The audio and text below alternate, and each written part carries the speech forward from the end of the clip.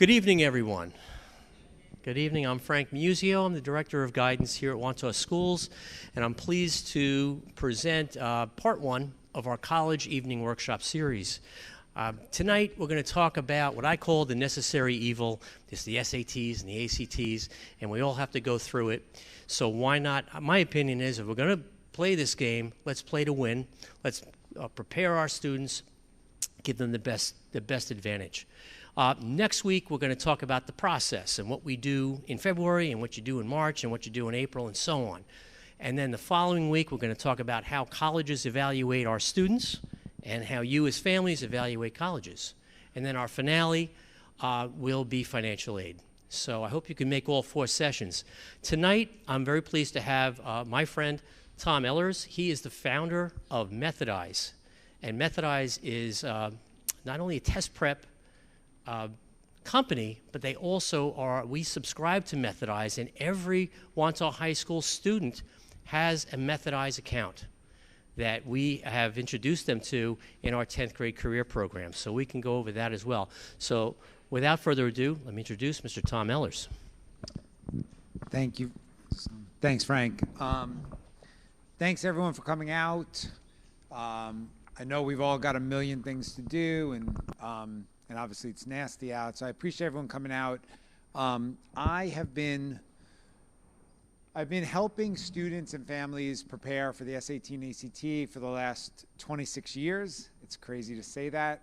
So I've answered every question about the SAT, ACT a million times, and I do want to make tonight's presentation as interactive as possible, because I spend all day, every day on the phone with families, parents, and students. They do have a lot of questions. I'm sure you all have a lot of questions.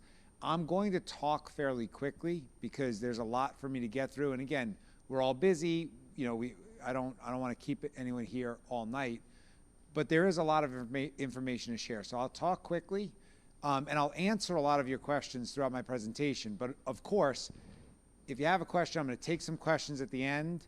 And if there's a question that's, you know, I'm kind of on that topic and you want me to elaborate, just raise your hand and I'll try to answer the question as quickly as possible.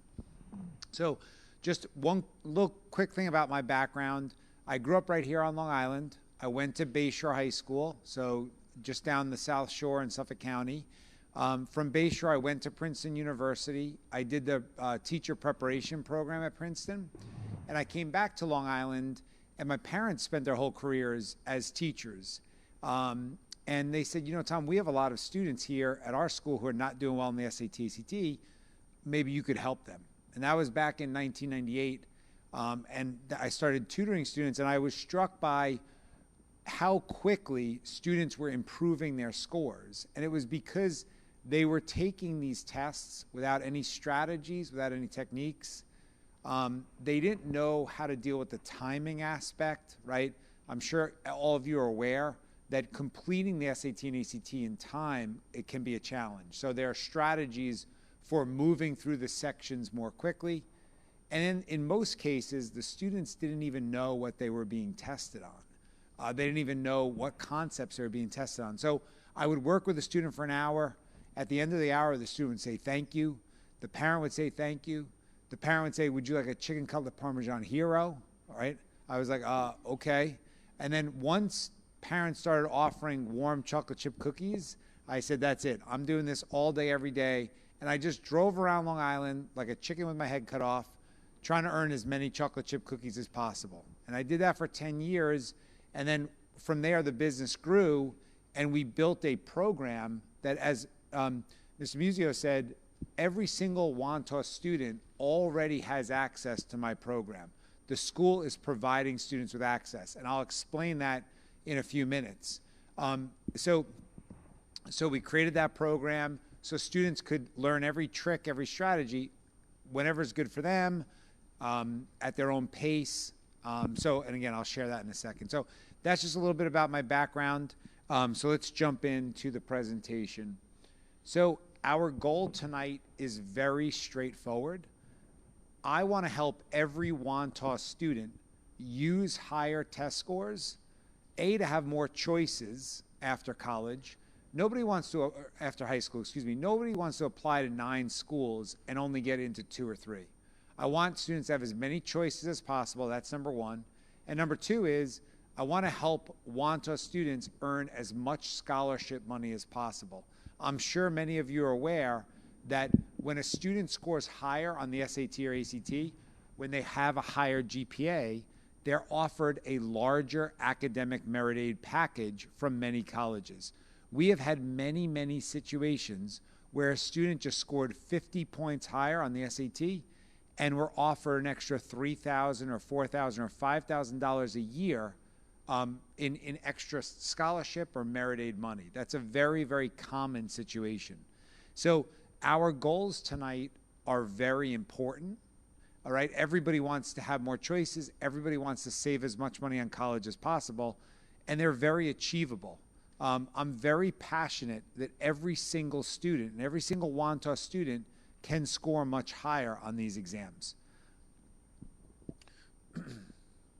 So if you only remember one thing from this presentation, I want it to be this.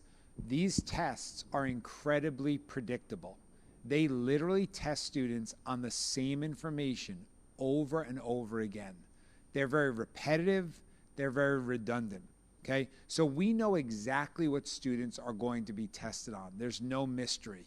These tests are so formulaic. Okay? Because these tests are so predictable, it makes sense to prepare. If we didn't know what students were going to be tested on, it wouldn't make as much sense to prepare. But we know exactly what students are going to be tested on. And that's one of the reasons I'm so passionate that students can score much higher. And this kind of illustrates the point. So if a student gets just one more question correct on the SAT, how many points does his or her score often go up by? And the surprising answer is 10 points. If you get just one more question correct on the SAT, your score, in many cases, goes up by 10 points. So here's the way I like to explain it. If you get just 5 more math questions, 5 more grammar questions, and 5 more reading questions, your score improves by 150 points. And I'm very passionate that every single student can learn to do that. Every single student can learn to get 5 more math, 5 more grammar, 5 more reading. I've seen it happen hundreds and hundreds of times. And when your score improves by 150 points, you will get accepted to more colleges. You will get larger academic merit aid packages from different schools. And just a note about the financial package you receive from a college. Colleges have a lot of terms for it. They can call it a scholarship. They can call it a grant. They can call it merit aid. They can call it need-based aid. It doesn't really matter what they call it. At the end of the day, we probably should just call it a discount, right? Colleges are giving students discounts off the sticker price. Very similar to when you buy a car, when you buy a lot of things. And of course, they're going to offer larger discounts to stronger students. They want to entice the strongest students possible to their schools. So when a student has a high SAT or ACT score, that student's going to be in demand. And one way to entice a student is with a larger package. So of course, that's one of the main motivations. And again, it's a very achievable goal. So when I share that with students, just 5 more math, 5 more reading, 5 more grammar, I see their attitudes start to change. They start to become more motivated. They start to become more confident. They start to become more optimistic because deep down inside, they know they could do that. They know they can learn to get 5, 5, and 5. So, and by the way, as I share some stuff tonight, feel free to jot some things down if you have pen or pencil. If not, maybe just put it into your phone. But that's one way I think that every student should think about this exam, that you can make a massive difference on your score with just a few more questions correct. Talk about a couple of data points. So the national average on the ACT is a 20. The maximum score that you can achieve is a 36. When I share that about the ACT, a lot of families are surprised. They thought the average score was a lot higher. But around the country, the national average is a 20. So anything above a 20 is above average. And by the way, I shared with you one more question is 10 more points on the SAT. The news is just as good on the ACT. If you get just one more question right on a part of the ACT, then your score goes up by 1 point on that part of the ACT. So if you get 3 more right on the ACT English, 3 more right on the math, 3 more on the reading, 3 more on the science, that's a 3-point improvement on your ACT score, which is just as significant as a 150-point improvement on your SAT. And some people are probably wondering, should I bother with the ACT? The way I like to say it is, colleges are giving you 2 chances to be successful. Every college in the country says, give us your SAT or your ACT, whichever one you did better on. So because colleges are giving students 2 chances to be successful, you don't have to submit both. You just submit whichever you were more successful on. You might as well take advantage of both chances. So my son and my daughter are in 9th grade, so I'm only a few years behind. When they're in 11th grade, they're going to be taking both the SAT and ACT at least once each, so I can see which test they're more comfortable on, and we can see which test they score higher on. Okay, so that's just a quick note about sort of should I bother taking both the SAT and the ACT. And then you see up there, what's a good score? Of course, I get this question all the time. What's a good SAT score or good ACT score? Every college in the country publishes their middle 50 percentile. So from the 25th percentile to the 75th percentile, the range that students who are accepted to that school are getting. And obviously you want to be in that range. You want to be above 50%, and you want to be as close to that the higher end, the 75th percentile, as possible. So of course, good is a relative term. So when people say, what's a good score on the SAT or ACT, of course it depends. And you want to just Google some of the colleges you're interested in, and they'll show you what the average scores are at that school. For the SAT, you can see the average score is a 1060. Again, that surprises a lot of Long Island people. They thought the average was higher. The maximum score is a 1600. So just gives you all a sense of the range of the different scores. Let me just pause for a second. Anybody have a question so far? Anything I've shared or something they'd like me to elaborate on? Okay, if you have a question, then you go ahead and just raise your hand as I go. Okay, so I've kind of... Oh.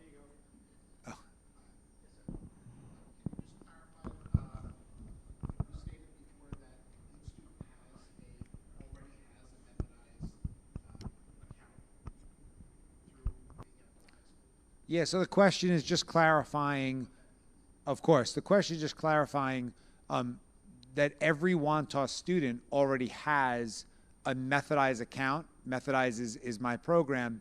And I'll show in a second, I'll show in a couple slides, but what that means is we give students a checklist to follow. Students already have access. And in that checklist is every strategy, every concept, every topic that we know students are going to be tested on. They can listen to the teacher, walk them through that topic. We keep the lessons as short as possible, right? Nobody wants to sit and listen to a 2-hour lecture. So it's typically a 5 or 10-minute lesson. And then students are given a couple of practice questions. Obviously, we all learn by doing. And then students can try those questions, which are exactly like what they're going to see on the SAT or ACT. And then they're presented with explanations. So it's a highly effective tool that Wantos students already have access to.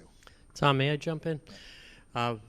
We meet with the sophomores, the 10th graders, in each December. So if there are juniors in the room, you may recall last year we were in your social studies classes.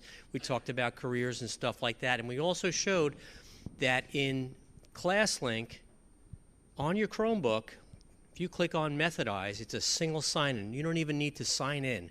You click on Methodize, and your program pops up.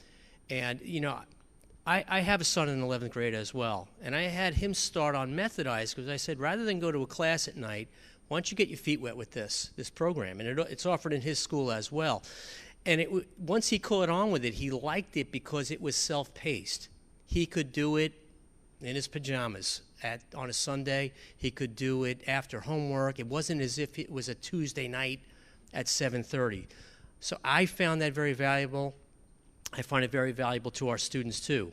So the more that we talk about this and the buzz gets around, I really would like it to catch fire because I think it's a wonderful program. Yeah, and we've had many students, all they did was go through the methodized checklist, and they scored very, very high on the SAT or ACT. The program's been around for 20 years now, and we know it's highly effective. We know it works. We've known that for a long time. So, yeah, thanks for asking about that. Any other quick questions? Anything I've shared so far? Okay, well, I'll take more questions. Yeah.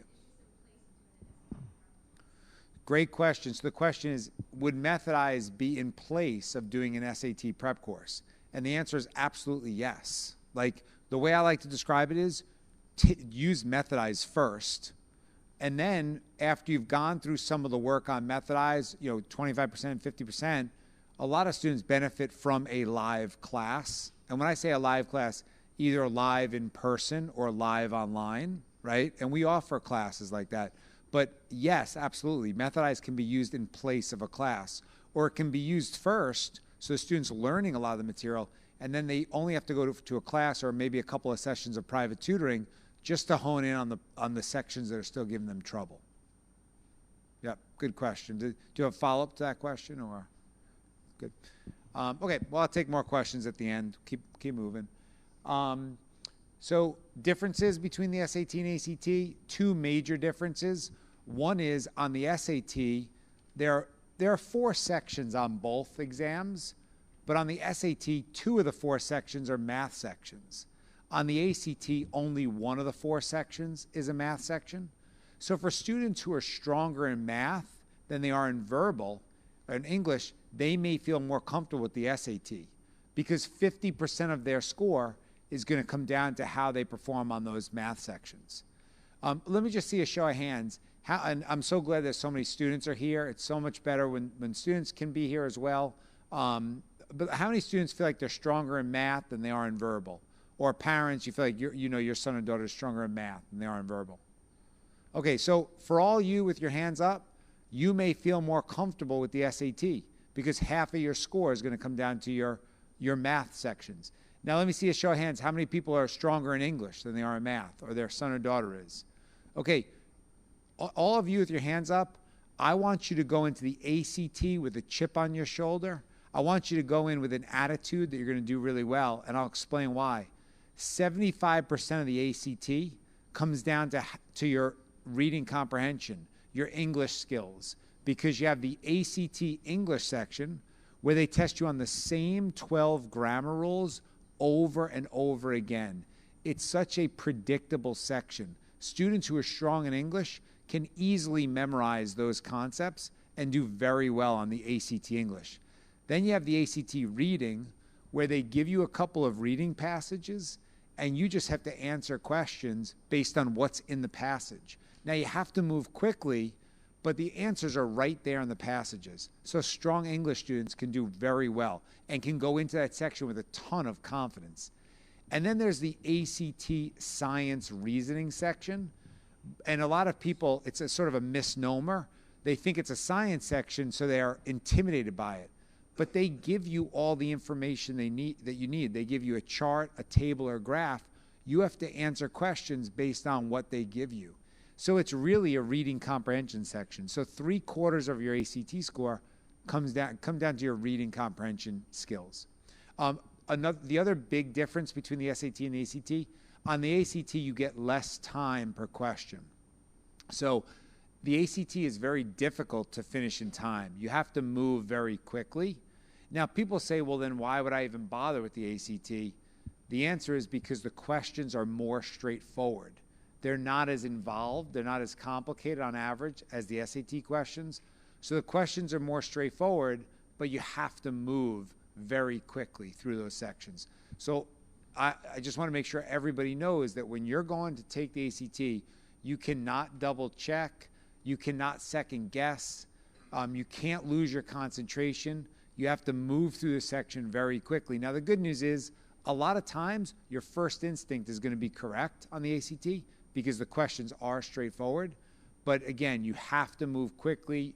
You don't have time to double check like you might on a test in school.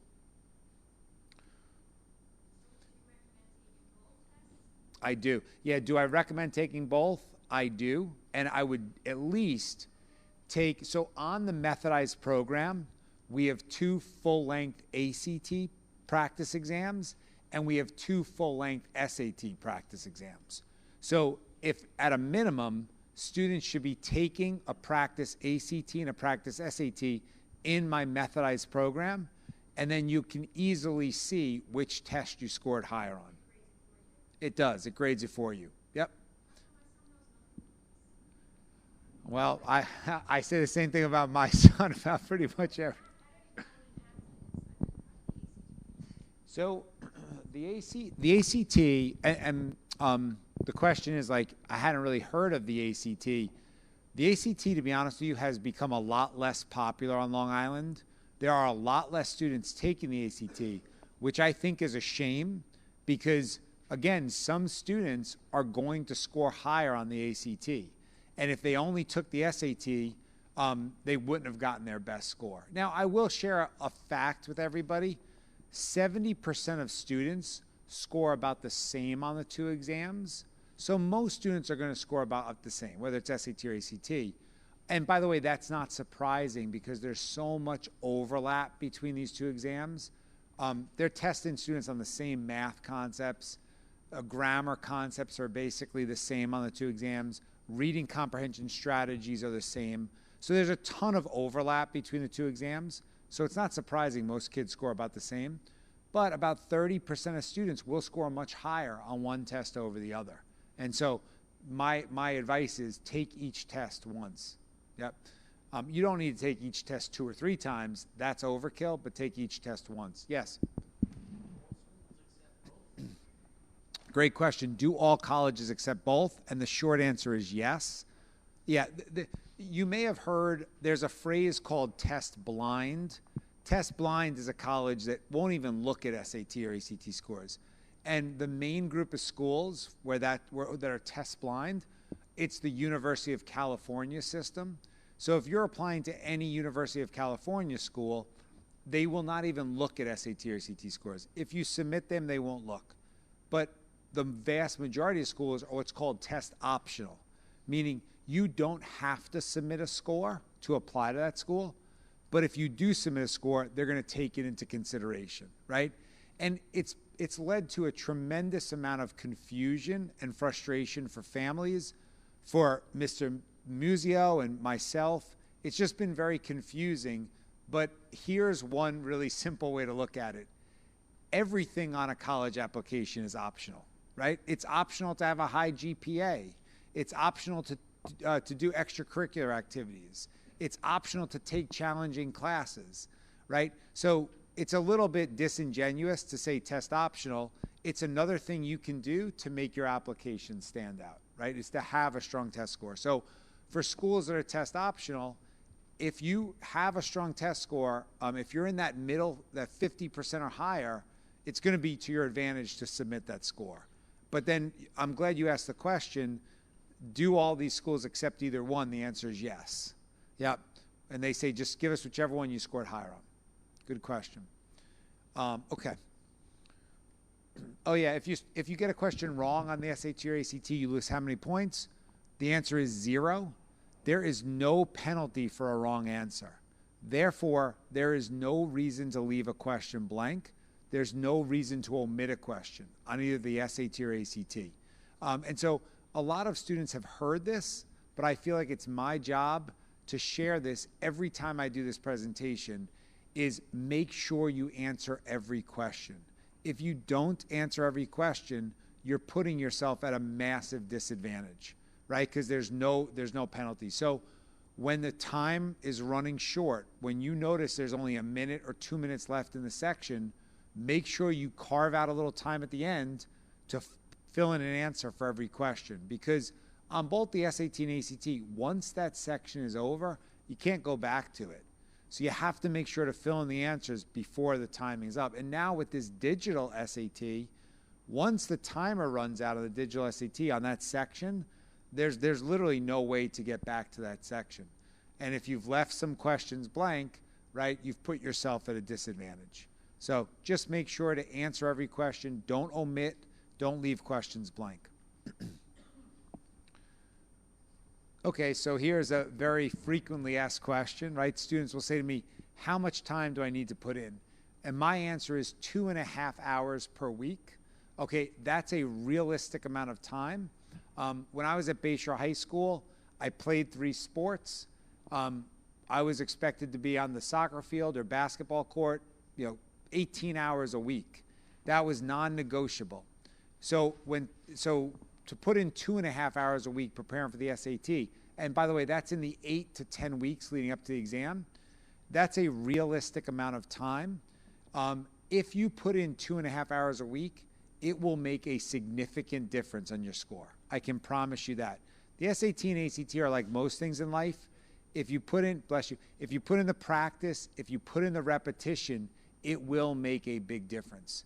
So, and of course, you've got to put it right into your phone, right into your calendar on your phone, and it's got to be non-negotiable time. So every Thursday, from 7 to 8 at night, you're going to carve out that time to prepare for the SAT or ACT. And if you do, you're going to score much higher, you're going to get into more colleges, and you're going to save yourself and your family thousands and thousands of dollars. So it's a really good use of your time, but again, it has to be non-negotiable. And the nice thing is, when you're preparing for one exam, you're really preparing for both. You're killing 2 birds with 1 stone. Because it's all the same material. So it's not like you have to spend 2.5 hours preparing for the SAT and then another 2.5 hours preparing for the ACT. Yes?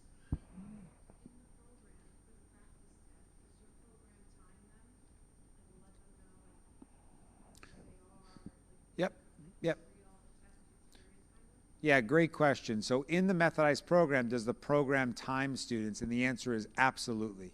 Great question. Absolutely. So when students are taking one of the full-length practice exams in Methodize, it's the same countdown timer that it is on the real exam.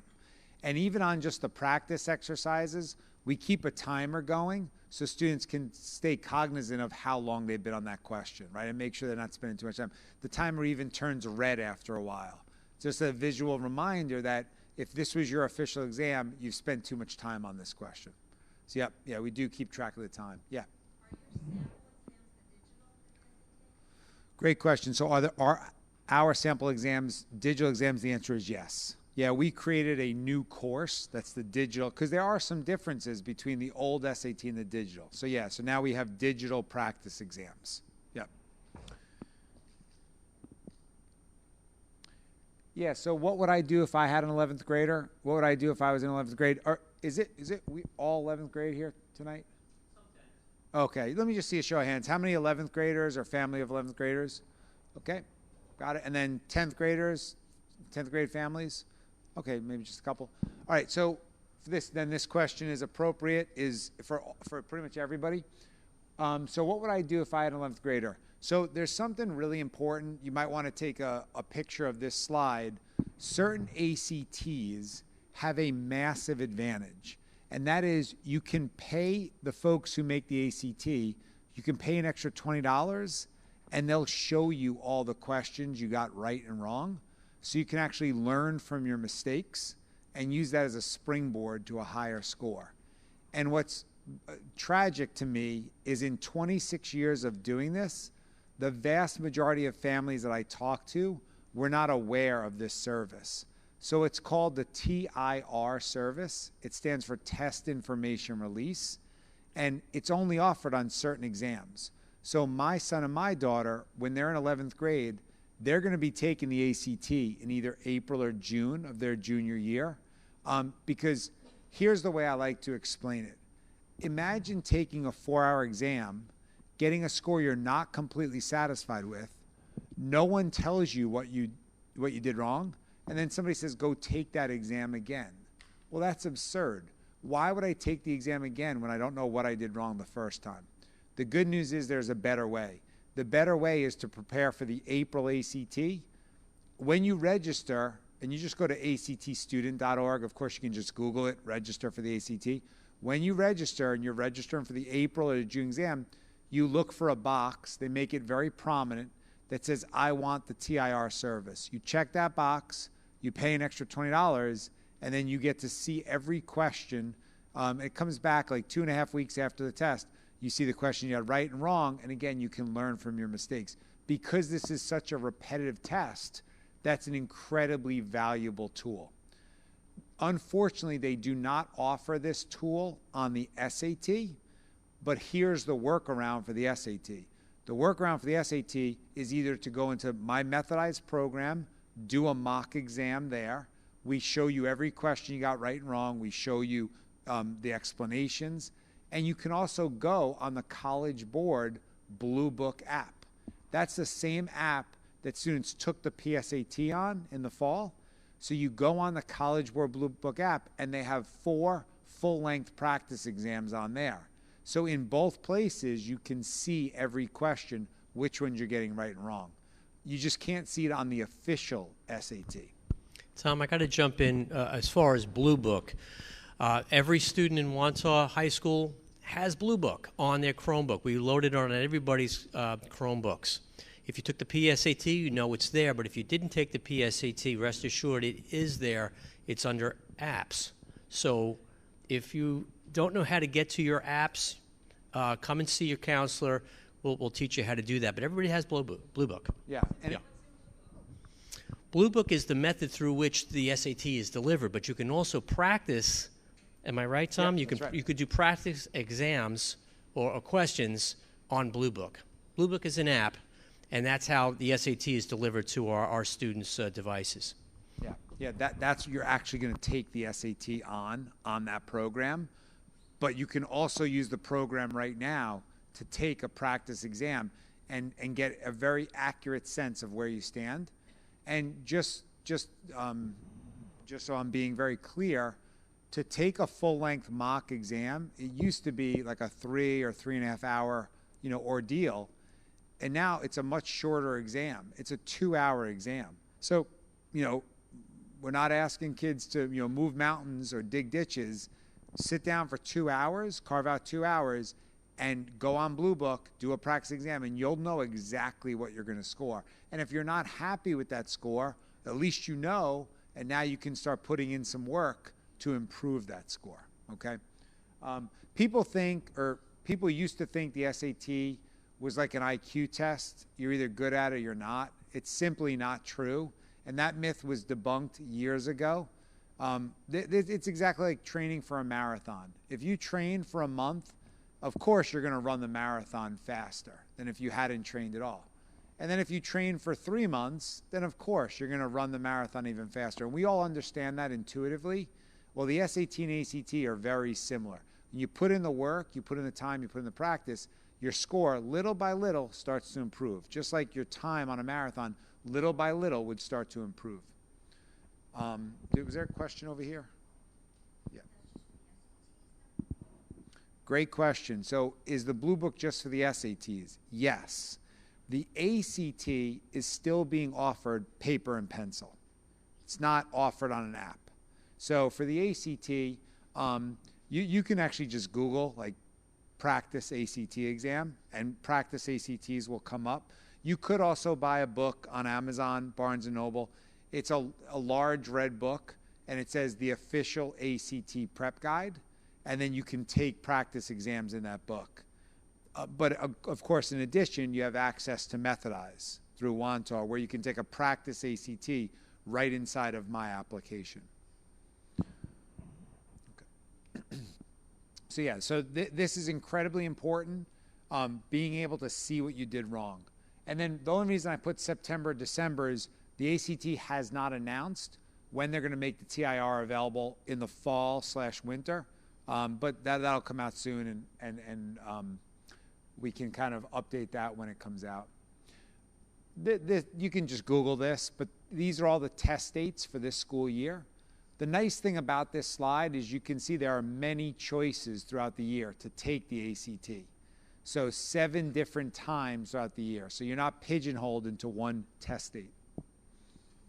And then I want to keep moving. So this is the slide for the SAT. And of course, you can just Google any of this stuff. So here are the test dates for the SAT this year, if you want to take a quick picture. And you can see there's a regular registration deadline. The sooner you register for these exams, the better, because it is first come, first serve as far as location, right? So you don't want to have to drive any further than is necessary. So once you decide on an exam, the sooner you decide, the better. And since we're almost all 11th graders here, I'll just tell you that, again, what would I do if my son or daughter was in 11th grade? I would take the March SAT. The March SAT is the first digital SAT. If that feels like it's coming up a little too soon, that's the first Saturday in March, March 9th, then you could take the test in May. There's nothing wrong with that. So I would definitely take either the March or the May. I would consider the June exam as my second and hopefully final exam, because this way you can kind of have in your back pocket, you could take the test in August or in October or in November, right, of your senior year. It's just so you have a couple of extra opportunities in case you have to. Colleges don't penalize you if you take the test multiple times. That's a very common question I get. Colleges could care less how many times you take it. They're only looking at your best score. And you can super score, which means you can mix and match your best math and best verbal, right? That's been an accepted practice for a long time. So if you score higher on the math on the first one, higher on the verbal on the second one, you can mix and match those scores, and that's all colleges are concerned with. Okay, they're using test scores as a way to kind of help you. They're not looking at test scores as a way to say, oh, that student did poorly on that one SAT. That's going to hurt them. Yes? So can you superscore the digital with the paper SAT? It's a great question. The College Board has, the advice they've given colleges is yes. Because the tests have been coordinated, the answer is yes. Now, it's up to each college whether they're actually going to do that or not. I think most colleges will take the College Board's advice, because one thing that you should all keep in mind, college admissions offices are completely overwhelmed these days. They're getting record numbers of applications. I'm sure a lot of you have heard this. And so they're just completely swamped. So they're not looking to do any extra work. So if a student is showing them a best math from the paper and pencil and a best verbal from the digital, they'll allow that. Yeah, good question. And I do want to make just a comment about the state of college admissions. I think a lot of us, parents, students, it's just, you hear about it in the news and everything, is just how challenging it's become to get into the most selective schools. But the good news is there are so many tremendous schools out there, and many, many schools are looking for more students. There are many fantastic schools that would love to have another strong student from Long Island apply. So every single student in this room is going to get into many schools. Now, obviously, you want to have as many choices as possible, but there's this small group of schools that have gotten highly, highly selective and are getting record numbers of applications. But then there are a ton of other schools that are not necessarily getting record numbers, but are fantastic schools. So just a quick comment there. Yeah, and then what would I do right now for SAT, ACT prep if I had a 10th grader or if I was in 10th grade? And I just want to be extremely clear on this point. The answer is nothing. 10th graders do not need to start preparing for the SAT or ACT. 10th graders should put all of their energy, all of their time into their grades, into their courses, because the number one thing colleges are going to look at is your GPA and your strength of schedule. So take the most challenging classes you can every single year of high school. Take the most challenging classes you can and do as well as possible, because that's the number one thing schools are going to look at. And then people say, okay, well, you're telling 10th graders don't bother. When should students start preparing for the SAT or ACT? For a lot of students, it's the summer before junior year. Many high-achieving students, they know that junior year is going to be very busy, so they start preparing in the summer before junior year, which I think is very appropriate. You're under less pressure. You can get a lot of your test prep out of the way. So for 10th grade Wantagh families, Methodize is open year round. So Wantagh students have access to my program throughout the summer as well, and it's a good time to get some of this stuff out of the way. So as far as the digital SAT, oh yes, go ahead.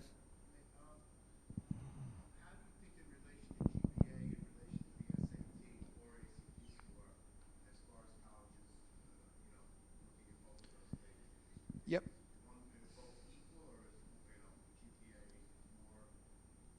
Yeah, it's great. It's a great question. So, how do colleges weigh GPA versus SAT or ACT scores? So the GPA has always been the number one thing. So GPA has always been the most important thing the schools are going to look at. The challenge right now is, and you probably heard this, grade inflation is rampant, meaning a tremendous number of students applying to selective colleges have a very high GPA. So it's harder for a student to distinguish themselves just from GPA because so many students have a high GPA. There was a stat from like UCLA did some research. Back in like 1960, it was like 20% of students going to college had an A average. In the last couple of years, it's like 80% of students applying to certain colleges have an A average. So an A average has almost become mediocre, right? So anyway, to answer your question, GPA is the most important thing, but again, it's become harder to distinguish. So if you have a strong GPA backed up by a strong SAT or ACT score, that's going to help that student stand out. Good question. Yeah. Absolutely. So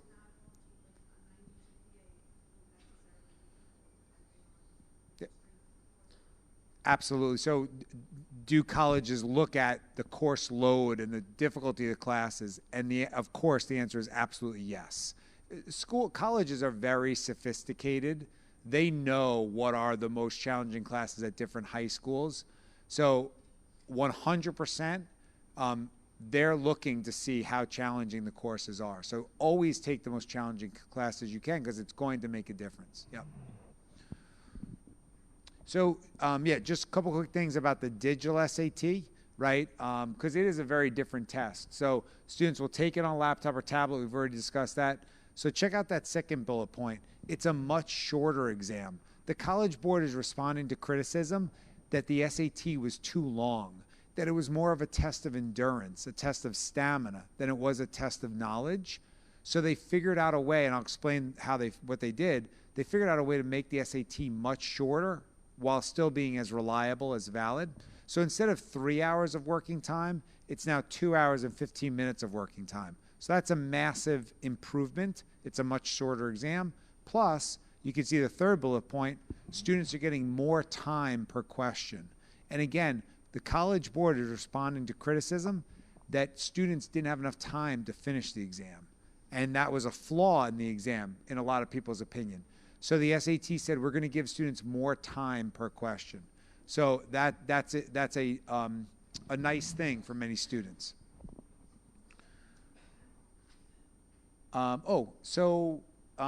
We have a digital SAT math guide. We all love study packets, right? Cram packets, where you can just, it's like, study this. This is what's going to be on the digital SAT math. And we have a packet for the digital SAT reading and writing. So go ahead and try to take a picture of that QR code if you're interested. And that's going to bring you to a page where you can download these study guides. And I hope that QR code, is it coming up for some people? Okay, perfect. Yeah, listen, we all like cram packets. And so we tried to make these study guides as succinct as possible of like, here's what you really need to know. So I'll leave that up just for another second while people are taking a picture. But so the way the SAT has become a lot shorter is because it's become adaptive. And all that means is students are taking a first section of questions based on how students do on that first section.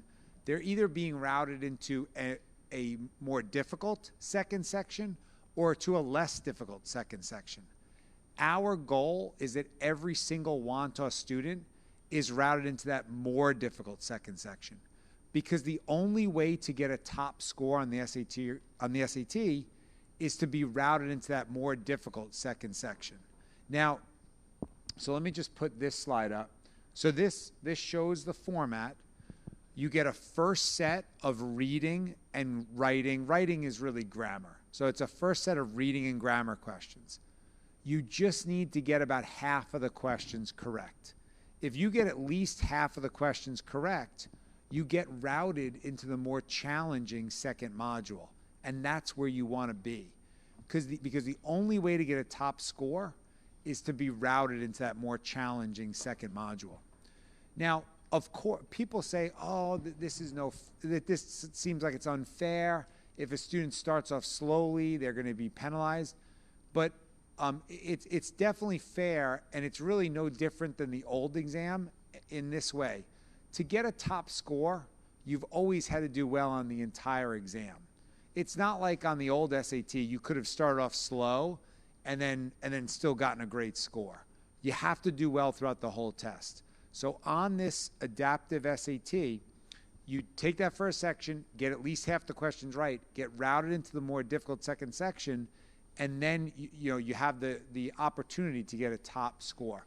The reason the SAT is doing this is to keep the test much shorter, and it makes sense because if a student really struggles on that first section and they're not getting half the questions correct, it doesn't make sense to ask that student a whole bunch of really difficult questions when that's just going to be demoralizing. By the same token, if a student does pretty well on that first section, it will be a waste of time to have that student do a whole bunch of easy questions on the second section. So the SAT is trying to route students into a set of questions that's more appropriate for them. Yes? Great question. Will a student know? The answer is no. The student won't know which section they've been routed into. And to be honest with you, even for somebody like me who's studied the SAT for 30 years, sometimes it's not immediately obvious to me either. And so I really, really strongly encourage students, don't worry about anything except for the question in front of you. You're getting one question at a time. Do your best on that question. Don't think about, am I in the easier section or harder section? Just do the best you can. But I can promise you, if you put in time into Methodize, you will learn plenty to get routed into that more difficult second section. You can at least get half of the questions right and get routed into that more difficult. So, and you can see the rest of the slide, a 10-minute break, and then the same thing goes for the math. But this slide has a couple of interesting data points, right? So look at the third data point. To get in that 650 to 800 range, you have to be in that more challenging second section, right? So to get a 700 in the math, you've got to be in that more challenging. 700 in the verbal, you got to be in that more challenging second section. And then I think the rest of these things I already shared. Oh yeah, the ceiling, if you're in the easier module, then the ceiling is going to be in the low 600s, and even that would be challenging to get. So as far as features of the digital test, excuse me, let me go back. This is what the College Board Blue Book app looks like. It's a really great application. What I mean when I say great, I mean it's very intuitive, it's very easy to use, there's no confusion, and actually the most valuable feature is what you all see on the left. That's a built-in graphing calculator. It's called the Desmos graphing calculator. Let me just see a show of hands. How many people have heard of this Desmos graphing calculator? Good. It's a really powerful tool. It's very easy to use. So the Desmos graphing calculator, it's a free online calculator. The organization that makes the calculator is, I guess they're a nonprofit. They don't charge for this calculator. So anybody can just Google it and start using it and practicing with it. Well, it's so powerful. If you know how to use this graphing calculator, you can answer half of the math questions on the SAT correctly. So literally half the SAT math, all you have to do is know what to plug into the graphing calculator. And by the way, I think the College Board is smart to have this tool built in, because we all understand how important it is these days to be able to use digital tools, right? If you use digital tools in the workplace, you have a massive advantage. So the College Board, I think, is saying, listen, we want to reward students who have become comfortable using this tool. And of course, in our methodized program, we have a whole series of videos and lessons that walk students through how to take advantage of the graphing calculator, how to utilize the graphing calculator. So you watch these videos, and it's very easy to understand how valuable this tool is. So that's one feature.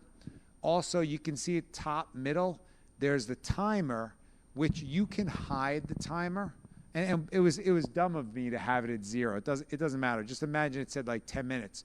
You can hide that timer, but I strongly encourage students not to hide that timer, because you know, when you hide the timer, your mind starts playing tricks on you. You start thinking you have less time than you actually do. So leave the timer there. You can see how much time you have. Remember, you get more time per question on this exam. So you'll have more time to finish the exam. Yes?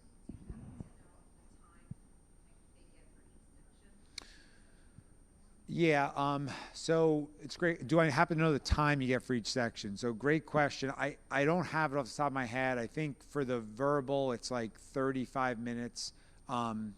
Yeah, we'd have to Google it. I forget the exact time. Yeah, but think of it in like 30-minute chunks, right? So it's essentially 4 30-minute chunks, 2 hours, about 2 hours of work time. Okay, keep moving. I know we've been here a while, and we've gotten through most of it. So notice on the right, there's a feature where students can cross out choices. That's an incredibly powerful feature. I can't say it strongly enough. Students think, or you know, if I'm teaching a class or if I'm tutoring a student, they think, oh, this guy just knows the answer. He barely even has to look. No, that's not what happens. You read the question, and you start looking through the choices, and you start crossing out choices. So the Blue Book app has a feature where you can eliminate choices. That's the first thing that every successful student does. They get rid of a couple choices. So they can narrow it down to maybe a 50-50, and then they can sort of look at those two choices, maybe read those choices in the sentence again. So it's great that they give you that feature. There's an annotation feature where you can highlight a section. I don't use that one as much. But anyway, you guys get the idea. This app is very easy to use. It's got a lot of great features. Oh, and then, sorry, I should have mentioned, you see where it says next to question 1, mark for review? So this is great, right? We've all been there before. You're taking a test. You're not exactly sure of the right answer, but you know that you shouldn't spend more time on that question. So now you can quickly just mark that for review. Put an answer down, put a temporary answer down, right? So you don't want to not answer the question. But then at the end, you get this screen. This is just a sample, and you can see which questions you marked for review. And then you can quickly just click on those, go back to those questions. So that's a very valuable feature as well. They give students a whole bunch of formulas. You do not need to memorize these formulas. It would be such a shame if a student didn't know what they were given. So before you take the SAT, just make sure you read through these formulas so you know what formulas you're going to be given. And let me just show you, let me see if it's on one of these. Yeah, all the way at the top right, you see where it says the word reference? When you click on that, then it opens up a little window. It shows you those formulas.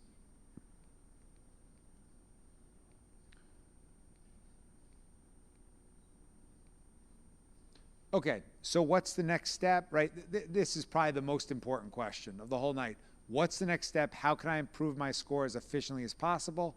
And I'll just go quickly because we've already talked about it. So this is the methodized dashboard for a student. Students can see how much work they've done, and then we always give students a big green button. So students always know this is what I should do next. You just follow the green button. It takes you through the entire program. Students who follow the program, as I said, increase their score 150 points on the SAT, 3 points on the ACT. So that's the student's dashboard. This is a lesson segment. You can see the audio component at the top that I mentioned. And then this is a practice question. Students get immediate feedback. Like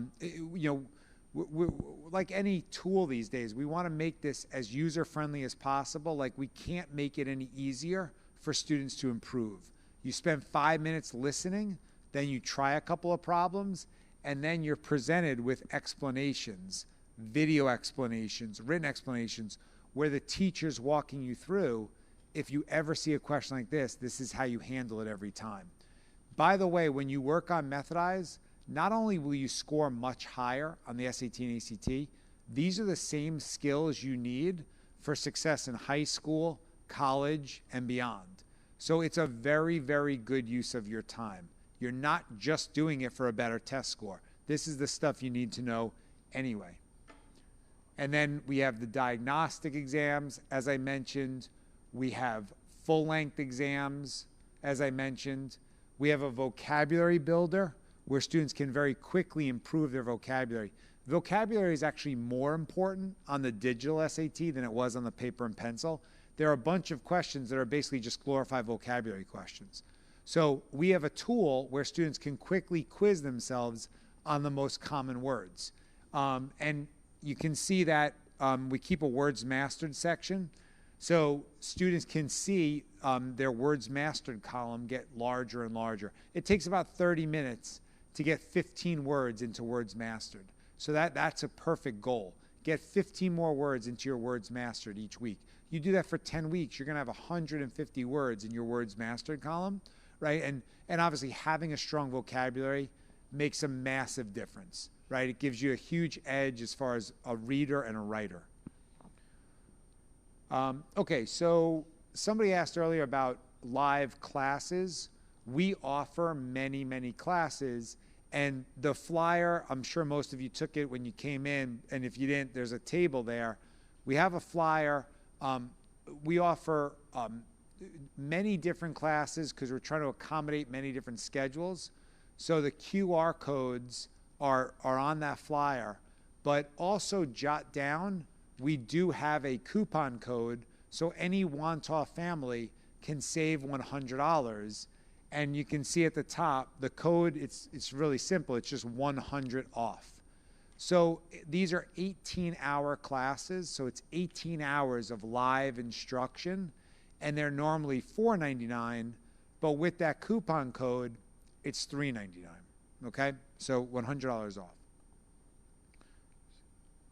Yeah, and then this is just the last slide. Many families do have follow-up questions. They want to ask me about their son or their daughter's situation, what's the best plan for SATs, ACTs. So yeah, feel free to take a picture of this slide. My email, just tom@methodlearning.com, our phone number there. And I'll try to be brief, quick. What other questions do people have? Yep. My daughter took it twice already in the fall, and she's pretty close to where she wants to get. How much more time does she need? Yeah, that's a great question, right? Students taking the test twice, they've done pretty well. They're pretty close to where they want to be. How much more time? Again, I would not tell that student, you've got to put in 8 hours a week. You know, I would take it one more time. I would put in 2.5 hours a week for 8 weeks. And then I would let that be my last time. And at that point, I would move on. Good question. I know I've done a lot of blabbing. Mr. Musio, do you want to jump in with something?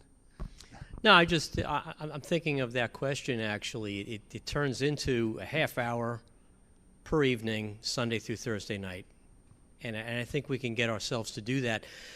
I'm the testing coordinator here, so I see all of those students' faces when they come in for the SATs on Saturday mornings.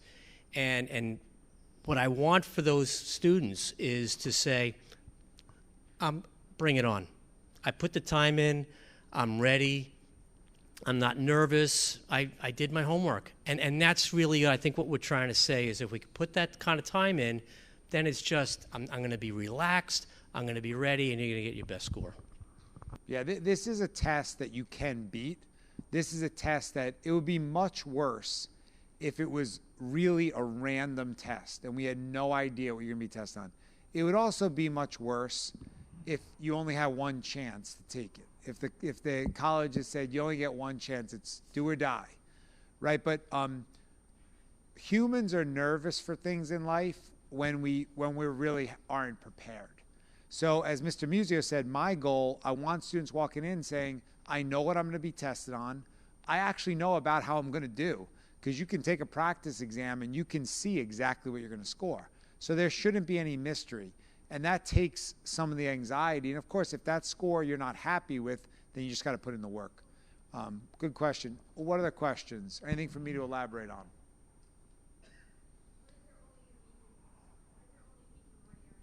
Yep. Yeah, great question. What if a student's only weak in one area? And a lot of times families will call us and say, you know, we want to do some tutoring just in that weak area, right? And what I say is put 50% of your time into that weak area, because there's a lot of room for improvement, but put 50% of your time into your stronger area. Because let's say you've got a 600 on the math, but you've only got a 500 on the verbal, right? So now you've got an 1100. I want to help that student go up to a 650 in math, because that's just as realistic. Help them get 5 more math questions. And this way, it's not like, you know, some students will say, oh, I got to get up to a 600 in verbal, so now I have a 1200, right? I don't want you to put all your pressure on that weak area. Let's get your stronger area up as much as possible. But of course, a lot of families call us for tutoring, and they say, we want you to really focus on the reading and writing, or we want you to focus on the math. And we get that, because you know there can often be a lot of points, right? So anyway, great question, but I want to see a student improve in every area. Yeah. Yeah, so great question. That question was asked earlier, but I'm glad you asked it again. Can methodized be the primary way you study for the SAT? And the answer is yes. In fact, it has been for thousands of students. We have schools all around the country that use methodized, and in many places, students don't have access to any other options. The only option they have is methodized, and they score very, very well. And I built methodized because it was the kind of tool I would have wanted to have in high school. I wanted to work at my own pace. I was very busy, so I wanted to work at times that were good for me. And so, you know, that appeals to a lot of people. So the answer is yes. If you only use methodized, you will learn every strategy, every technique, every trick. Yep.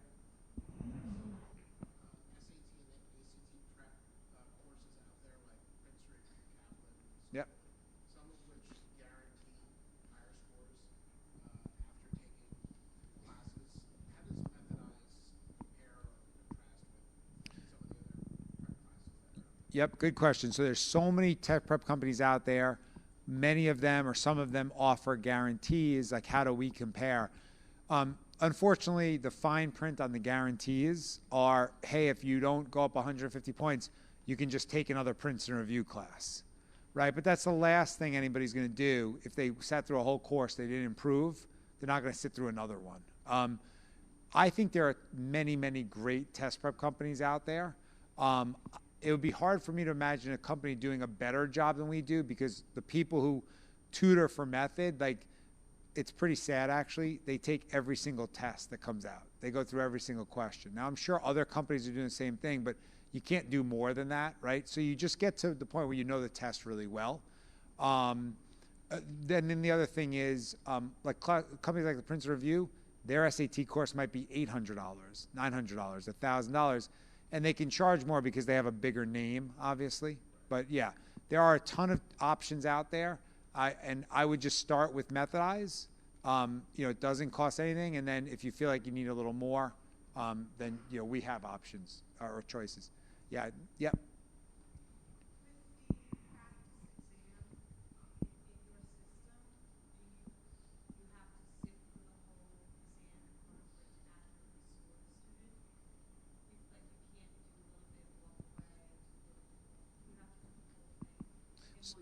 Yeah, great question. So for like the practice exam in methodized, do you have to do the whole thing in one sitting?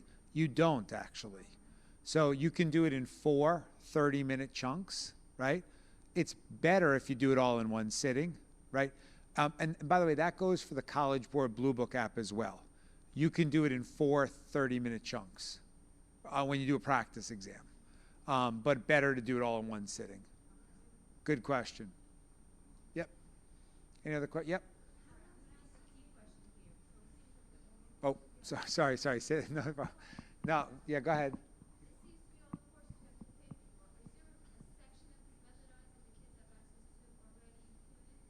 Yes.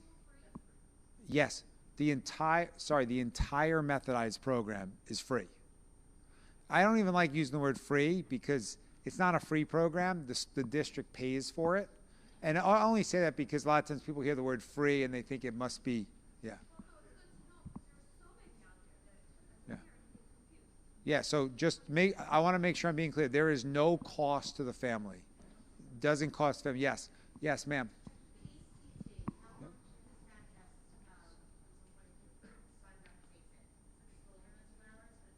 Great question. So questions about the length of the ACT, and the answer is yes, the ACT is longer. It's about 3 hours of working time. Yep. So which is annoying, but some students do score a little higher. And I guess one thing to keep in mind, everybody, I'm happy that the SAT is much shorter now, and I'm happy that students get more time per question. But of course, that gives every student the same advantage. Right, so like students who can actually focus for 3 hours and who can deal with the less time per question, they're going to have an advantage on the ACT, right? So anyway, great question. Yes, the ACT is longer, and you do have to move more quickly. Any other questions? Yeah, go ahead.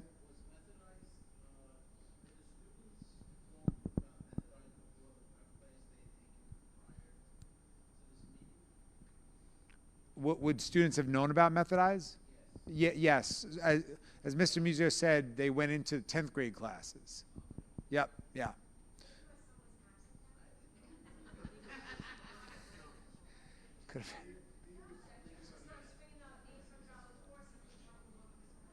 Well, hold on. You brought up an $800 course.